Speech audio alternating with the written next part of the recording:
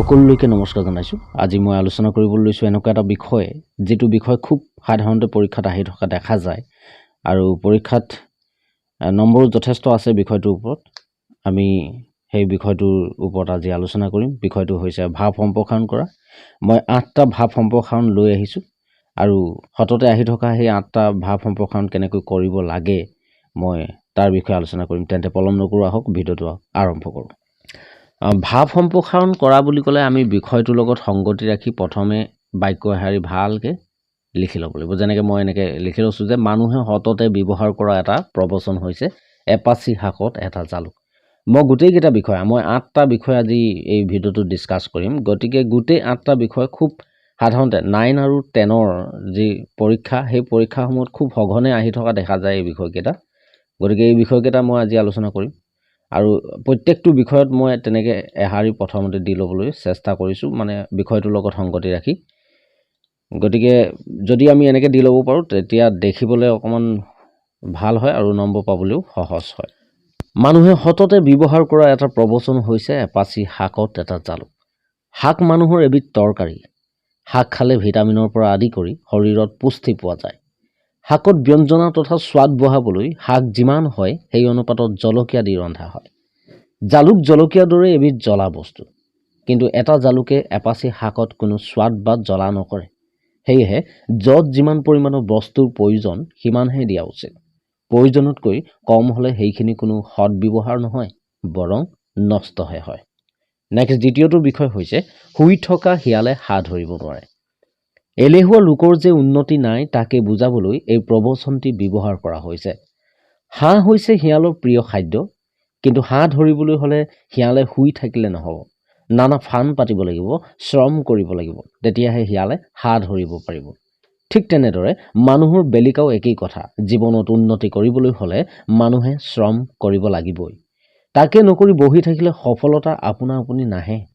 কৰ্ম নকৰি জিৰণি ললে মানুহৰ শিয়ালৰ দৰে একেই দশা হ'ব। জীৱনত কেতিয়াও উন্নতি কৰিব নোৱাৰিব। গতিকে সফলতা পাবলৈ আমি এলাহ এৰি কৰ্মৰ ওপৰত গুৰুত্ব দিব লাগিব। নেক্সট দ্বিতীয়টো বিষয় হৈছে ৰাইজে নখ জোকাৰিলে নৈ বয়। একতাৰ পৰম বল বুজাবলৈ এই প্ৰবচনটি ব্যৱহাৰ কৰা হৈছে।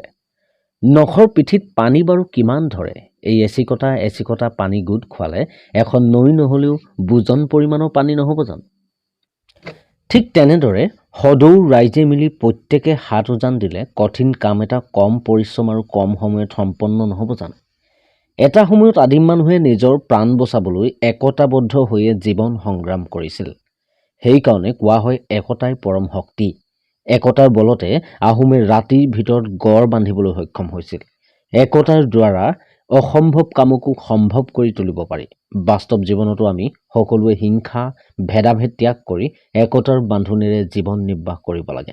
নামঘৰ, মছজিদ, গীৰ্জা এই অনুষ্ঠানবোৰ ৰাইজৰ সহযোগিতাৰে সাজি উলিওৱা হৈছিল। নেক্সট 4 নম্বৰটো হৈছে 100 গৰু মাৰিলে বাঘৰো মৰণ। অহংকাৰী লোকৰ যে পতন হয় তাকে বুজাবলৈ এই প্ৰবচনটি ব্যৱহাৰ কৰা হৈছে।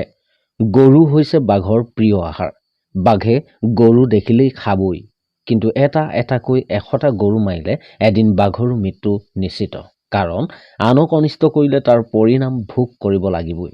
ঠিক তেনেদৰে আমাৰ সমাজত এনেকুৱা বহুতো মানুহ আছে যিয়ে আনক অন্যায় কৰি ফাঁকি দি চলি থাকে, কিন্তু এদিন হাতে লোটে ধৰা পৰি চৰম লাজত পৰিব লগা হয়। আনকি আত্মহত্যাৰ দৰে পথো বাছি ল'ব লগা হয়।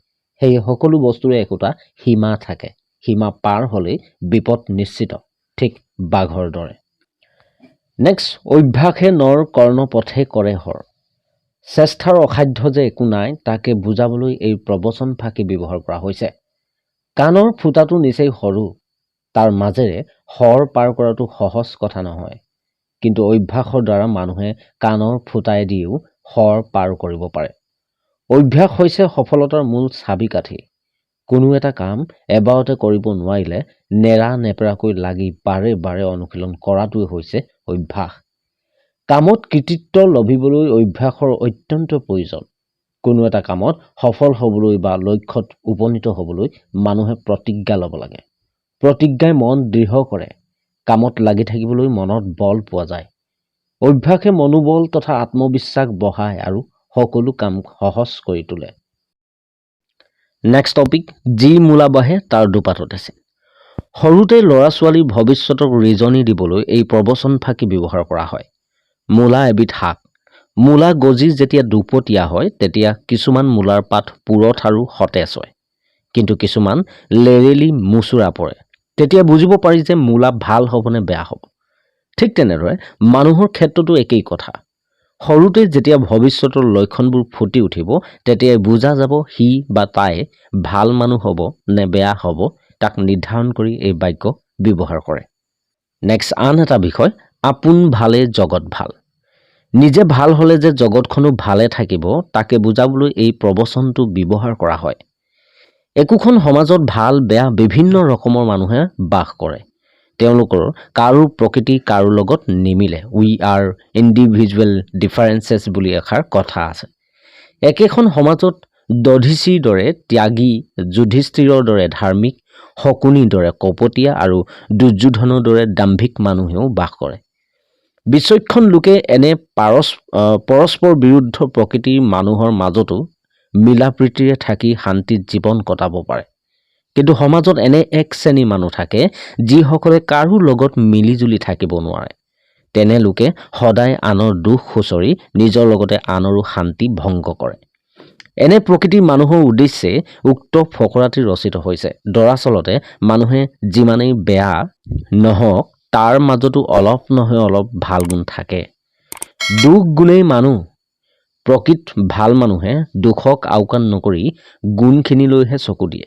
ক'বলৈ গ'লে এনে লোকে জগতৰ সকলোকে ভাল দেখে আৰু আনেও এনে লোকৰ প্ৰতি ভাল ব্যৱহাৰ কৰে।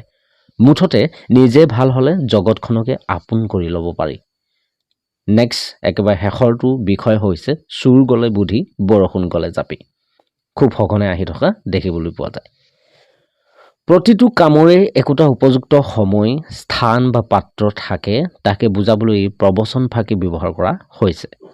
চুৰ হৈছে আনৰ বস্তু হৰণ কৰোঁতা।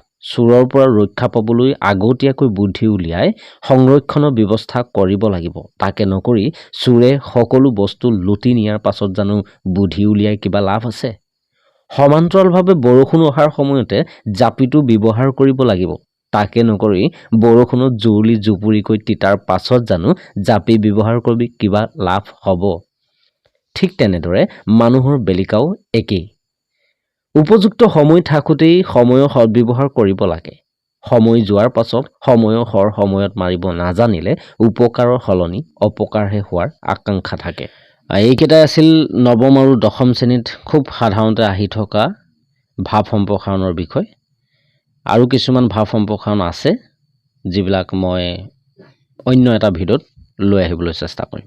ধন্যবাদ জনাই ভিডিঅ'টো সামৰণি মাৰিছোঁ।